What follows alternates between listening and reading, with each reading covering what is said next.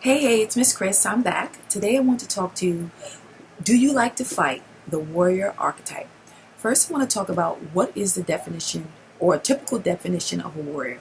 When we think of warrior, we think of men that go into battle and they fight for the kingdom. They fight to save their families, the women and children, and they also fight for themselves. But today's warrior archetype are more steeped in the orphan archetype. Remember we talked about the orphan archetype from before, where they feel abandoned, powerless, lost. These people, we know plenty of people with the warrior archetype where they want to fight at any possible chance. Anything that sets them off. You stepped on my sneaker, you talked bad about them on Facebook, you didn't like their Instagram picture, their burger wasn't cooked right at Burger King, and the next thing you know, they're throwing chairs, they're fighting each other, they're rolling around on the ground, they're throwing their shoes, they're tearing off each other's clothes. I'm pretty sure you guys have seen enough videos of women fighting and you just see breasts and hair and rolling around on the ground, and then people's mothers get involved or they're climbing over the counter. That's not the type of warrior archetype we're talking about here. We want to become heroic warriors. And how do we become heroic warriors? First, we must have to figure out how we get into the warrior archetype and go up the spiral, because remember, we don't want to go round and round. We want to go up the spiral to the heroic warrior archetype. So, got my notes. How do at-risk teens view warrior archetype? Like I said, everything is a problem. Everything is a big Godzilla. Everything must be taken care of right now, right this second. Anything that you say or do could not convince that person not to just go off. And that's what a lot of at-risk teens do. They feel so powerless and they feel so weak and they feel so vulnerable that they feel that they have to overcompensate and be very aggressive. They cause other people to be aggressive towards them because they're blasting out all this aggressive energy to compensate for the powerlessness that they feel inside. They want to take someone else's power. And warriors do three things. They defeat, they conquer, or they slay. Nowadays, people are slaying each other, meaning that they're killing each other. That's not what we want. When you slay someone, not only do these particular people, they don't care about losing or taking away a human life. There's no morality in that. And that's what we're in. Unfortunately, we are in a warrior culture where we go to work and we compete for the position, and we're taught at a very young age to compete with each other for good grades and good test scores. And we like our boxing and we like our MMA. I'm not gonna lie, I like MMA. I'm a big MMA girl, but that appeals to my warrior archetype. But I'm not gonna go out and do some jiu-jitsu moves on a street corner because someone said something crazy to me. That's not what it's about. So what makes a warrior? People become very aggressive when they feel imprisoned by someone else's boundaries. They feel mistreated and oppressed. A lot of times at-risk teens, like I said before, they feel mistreated, oppressed, and powerless.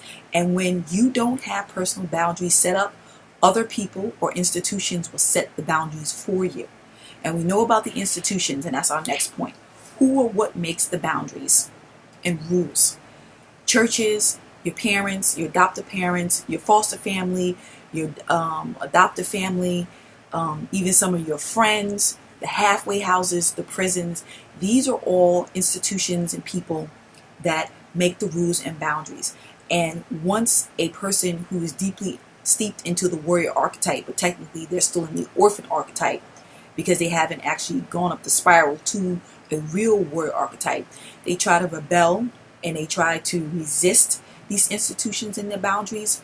This is what causes them problems because they have yet to set their own boundaries. So they go against the boundaries that are set amongst them. And then when they overcome or they are actually released from these boundaries, they're not ready. Their ego is not ready to deal with the real world because they don't have these things set up inside them.